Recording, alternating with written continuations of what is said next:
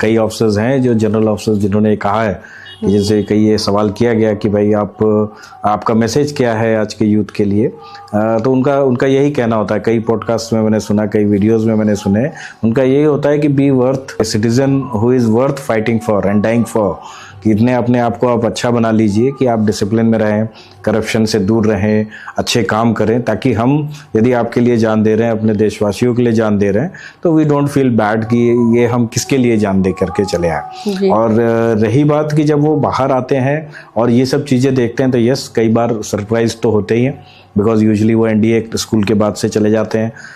RIMC वाले तो class 8 से ही चले जाते हैं, एंड वंस दे रिटायर 30 साल 35 साल की सर्विस करके जब आते हैं, तो ये सारी चीज़ें देख करके उनको एक्चुअली सिविल में एडजस्ट करने में प्रॉब्लम्स तो होती हैं। बिकॉज फौज में जो भी है, जो लाइफस्टाइल है, वो सिखाए हुए तरीके से जो कहा जाता है उस तरीके से चलती है। जो you have got a procedure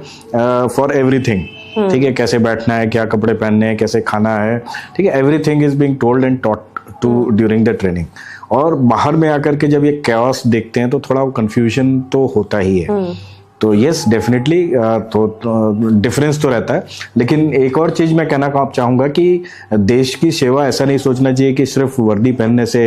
या आर्मी, नेवी, एयरफोर्स या पुलिस ज्वाइन करने से ही होती है। देश की सेवा हर आदमी कर रहा है, छोटा सा भी कोई काम करता है, चाहे वो टीचर है, चाहे वो ड्राइवर है, ठीक है, यदि वो सही समय पे आ रहा है, सही ड्रेस में आ रहा है, सही काम जो उसको ड्यूटी दी गई है कर रहा है, तो एक तरह से वो देश की सेवा कर रहा है। वो अपने अपने लेवल से उसको इस तरीके से देखना चाहिए कि यदि जैसे फौज को जो ड्यूटी मिली है वो अपनी ड्यूटी कर रहे हैं, टीचर्स को जो ड्यूटी मिली है वो अपना ड्यूटी कर रहे हैं, ठीक है, एज ए स्टूडेंट आपकी जो ड्यूटी है वो आप अपना ड्यूटी पूरी फुल कमिटमेंट से कर रहे हैं, तो वही देश सेवा है।